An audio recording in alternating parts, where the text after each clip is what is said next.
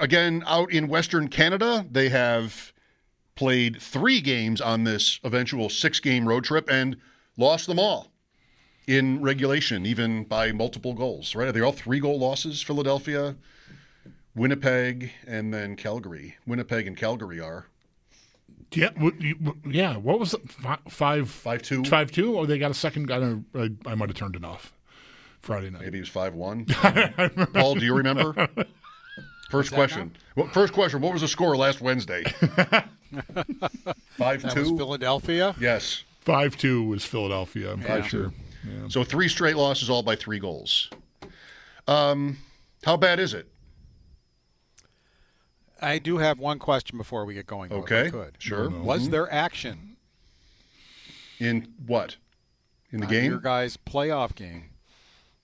Oh, your game for the playoffs. Bulldog won. Was there action? Oh, yeah. Side action? No. Yeah, no, we didn't. Side action. We did not. That was not even broached. No, I didn't like that team enough to bet on it. Yeah. I played Pat Malacaro in a meaningless game, and we had action. Well, you're better than us, Paul. Why don't you divulge how high were the stakes? Chicken wings at an establishment. Okay, all right. Not Well, nothing. That's a sweet little get. No, we did not do that. No, we didn't. Okay.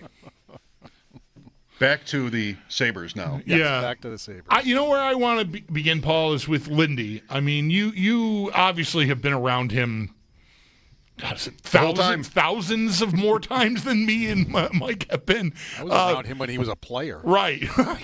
Okay, right. Scoreboard, mother of all scoreboards. It's not even close. But I feel like we all know him, to a degree. He was a player here. He was a coach for so long during our show being on the air, and the way he sounded before yesterday's game, even about Oslin going down. I don't know. Like, I know you weren't in the room, but I feel like you know him. I felt like he knew what he was saying when he said what he said the way he said it. Right? Like, he's not naive enough to know that he's going to come off as displeased that he had to tell this kid he's going back to Rochester because they can't find a way out of this 3-goalie mire they're in. And it wouldn't surprise me if now with Zucker out, he'd probably be back. Now I don't know what I don't know about the new rule is when you go down, you got to play at least one game. Right, and they haven't played yet. Right, but what about if it's an emergency recall? Is that a different case? Don't know. That's what I don't know and have to find out since it's a new rule. If they can bring him right back on an emergency recall. And again, I'll have to find that out. Now, but there's been I haven't seen anything today, but you would have been, we're in here working. I mean, I'm following. He probably would have been back to Rochester by the time they found out about Zucker. So getting him to Edmonton would have been close to impossible. Not impossible, but pretty hard. Yeah. So if they were going to bring him up, I think Vancouver would be the more, likely thing. And then the thing is, too, what's Greenway doing? Can he play 2 games in a row yet or no?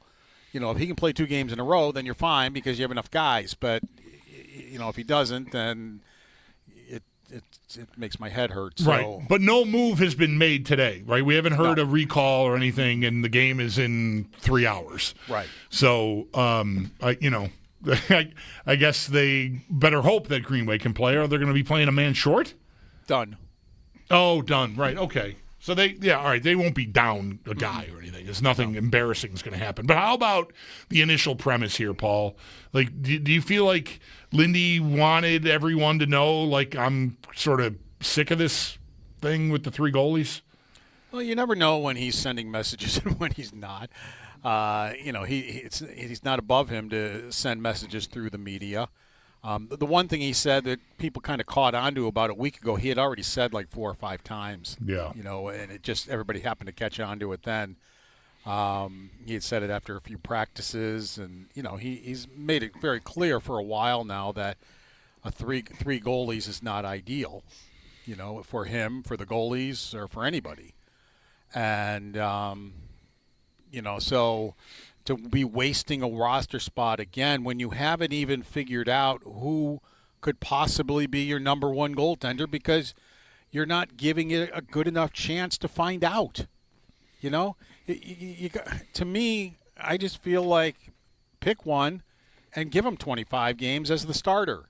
You know, play him as a starter. When you have a back-to-back, play somebody else. But don't pull him out because he has a bad game, and then you don't see him for 3 weeks. Yeah. I don't disagree with this theory. It's just nobody. In their defense, none of these guys has given this team, this coach, really any sort of path because in that they direction. don't get a chance to get on a roll. You've got to give the guy a chance, not just pull him after a game. And none of them are getting that opportunity. There was one moment earlier this year where I was surprised. Maybe it was it off of Luukkonen's really good third period in overtime in the shootout? Was at Washington on a Saturday night. And then the next game, I thought, oh, well, they've been waiting for Luukkonen. He's the contract. He's the most pedigreed. They're waiting. And it was somebody else the next night. Yeah. And it wasn't a back-to-back. And I was like, what are we even doing here? The best 10 minutes of goaltending I've seen all year from anybody on this team was Luukkonen in that late in that third period overtime and shootout against Washington. And they played on like the next Monday, and he didn't go back in. I was like, was he sore? I don't know. But that was maybe the one time I thought they really didn't give a guy who looked really good the chance to build on it. Yeah, I mean, Ellis had one bad game, and we didn't see him for how long? I thought, because I don't think he was going to play against Chicago anyway. I think it was time he was going to get a night off. But I thought Sunday, they had a game on Sunday, that, okay, let's give him a chance to get right back in the net because he had played well before that bad game. And nope, he had to wait X amount of games to get back in after one bad game in his career. I just hate the way they have approached this. Now, he doesn't want 3 goaltenders, but he's stuck with 3 goaltenders. He's got to figure it out. I don't think he's figured it out at all. Yeah. For folks who don't even maybe not know, I should have said this before we got into it, but Lindy, before yesterday's game in Calgary, was asked about having to tell Ostlund he was going down. And the way he talked about the player was like, you know, his offensive instincts were great, his playmaking was great, his defensive awareness is really good. The only negative is that he had to go down, which did not sound like a guy to me that was eager to get this kid out of his lineup, but he had no choice because he was the one guy that could clear waivers. Once they get back from the West, and maybe Kesselring by then will be ready to practice with the team, they can flip it again, where you don't have to have a defenseman, and he Austin would be the next guy back. He'll be back. Yeah. I don't. I'm not real worried about it. He'll be back. He was fine. He had 3 goals in 20 games. He was fine.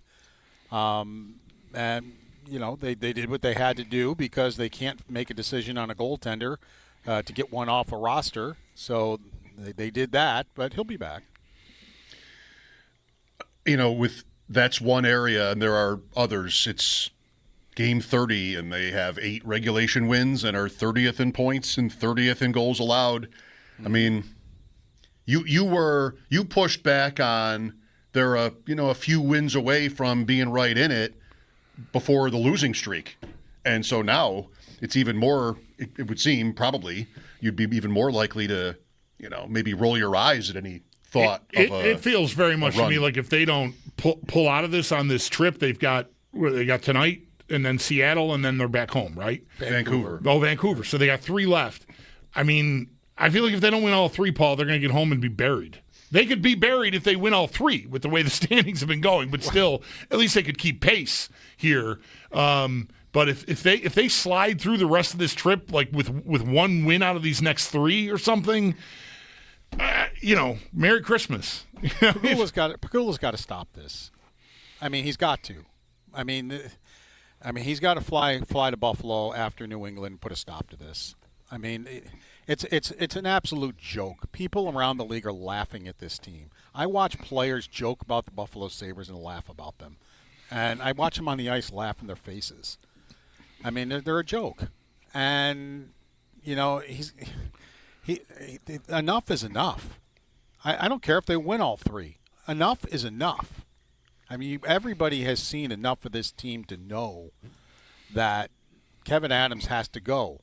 What's he going to do? Keep it and let him run the trade deadline, and then not resign him to a new deal, and that's the end of him? Really? Is that your plan? I mean, come on. I mean, This has to be over when the Sabres get back. Only not sooner because they're in Western Canada, right? You couldn't do it there. You could. Okay. You could. Yeah. I'm not saying no. A serious team that wanted to make that move would make it immediately. A serious team that should have made it back in April. Maybe even before that. Sure. Yeah. How long is the Zucker absence likely to be? I'm not there with them, so I don't know. I just know with what Lindy was talking about this morning. So he did finish the game because he didn't look good when he went off the ice and was kind of hobbling to the locker room. But he was on the bench pretty quick afterwards, and he did finish the game. But, whatever afterwards, they decided that he's going to be out. For how long, we don't know yet. Okay. Who's getting tonight then, by the way, back to the goalies? Do we know? I would guess, and I am guessing, it would be Ellis because Okay. he played very well against Edmonton. So I would think you would want to put him back out there against Edmonton. The other two goaltenders both played last night. Now, Lyon hardly saw any shots. I think he saw 4, maybe, something like that. And so he didn't strain himself out there in the 20 minutes he was out there. But my guess, especially with the way he played against Edmonton here in Buffalo, that it would be Ellis. Yeah. How did you like? Does it matter? I mean, I don't know. We don't need to be assigning style points to games they lose at this point. It's just really gotten old. But I guess what did you think of their play overall last night? Well, when 4 different times they went out and scored and pulled to within a goal, and 4 different times almost immediately they gave up a goal to go back down by 2. I mean, that's just inexcusable. I mean, and it's just dumb stuff. Like, all right, you score a goal, now let's take 2 penalties and then give up another one.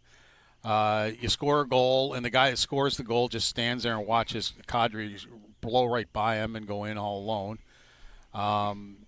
It boggles my mind that 4 different times they pulled to within a goal, worked to do that, and within minutes they were back down by 2 again. It's just I can't even say, it's just, to me, that's not playing well. There was a schmozzle right at the end of the game where it was 6-on-4, and I almost was yelling at the TV going, yes, this is exactly what Lindy Ruff is talking about. Everybody was diving nose first into the crease. They're swinging their sticks at the puck, at whatever they can hit, whatever they can hit. They got the Calgary Flames so upset. The Flames took a couple of penalties, and it's like that's what Ruff is talking about. He wants to see some determination around the crease, some get up and go. So, just act like you're alive every now and then. And then, sure enough, Calgary took some stupid penalties out of that scrum, and Buffalo scored on the 6-on-4. Again, with a guy camped in front of the net, tipping the puck. It's like that is what they're talking about. Yeah, they had 40-some-odd shots in that 5-0 loss to New Jersey. I can't tell you how many pucks were laying in that crease and around Allen. And just no Sabre really. They were kind of around, but nobody really, really, really went all out to go get one of those pucks. Because had they done it, they would have scored a goal. Because you could have tapped the puck in.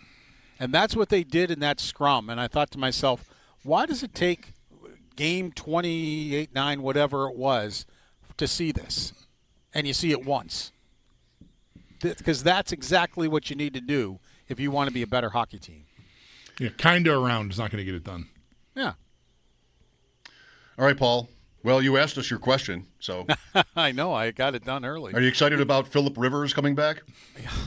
Is he going to screw up his Hall of Fame thing now? Yes. Well, he will if he gonna gets take on the him off roster. the list? He will, yeah. He should be able to pick somebody to go with him. Take somebody else off the list with him. Just somebody he doesn't like. You guys did that. We did. yeah, We made a I mean, cottage you were industry. taking people out of the Hall of Fame. We were a Took 'em all factory of kicking people out of Halls of Fame. We're the people to call. Yeah, When this comes that around. is a job for us. That's right. All right, Paul. Thank you. Take care, guys. All right, enjoy the game. Paul will be back at 8 o'clock with Brian Koziel to get you ready for tonight's game in Edmonton. Puck drop a little after 9. Paul's appearance with us just now brought to you by Equitable Advisors. Planning for your future is about more than just money. Let Equitable be your guide. And by Relax Honda. Relax, we got this. I feel like I'm alternating between getting mad at the players when they don't perform the way that Paul's talking about, the way Ruff wants them to, and feeling like I completely understand what it's like to be, an employee somewhere that is completely demoralizing in every way. I totally believe Paul about people laughing at them. There's been no question in my mind for years that that's been going on. They're the guys that have left here, like this word is around. This is not a serious operation. And so everyone in there, I mean, what do we do? This roster nonsense, the 3 goalies. I mean, maybe Ellis will play great tonight. But, man, if you got to pick one, pick him, send him. If somebody claims him, claim another one like him. There's 100 of them. It was a really cool story. And I really admire the kid taking as long as he did to get to the NHL. But you got a team to run. So there's like that, and then the Tuck thing is just hanging there. It's almost Christmas. They're not going to get that done.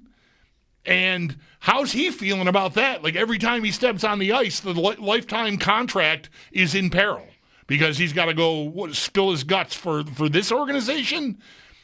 Man, I'm telling you, I would understand being completely demoralized. Sure. It's just not a good situation at all for anyone that has to lace them up and go play for that team. So you can get mad and boo them and yell at them, and I've done plenty of it. I probably will still. I was super hot about it, and we never got around to talking about it because nobody cares anymore. We're all dead inside. I was so mad about Thompson on Wednesday night and this one play and the comments he made after it. Just kind of in the wind. It's just, goodbye. And then now today I'm over here going, I kind of understand. It's just, what a disaster they are. Just epic. You're saying it all. How tall is Thompson? 6'6", 6'7". Oh, baby.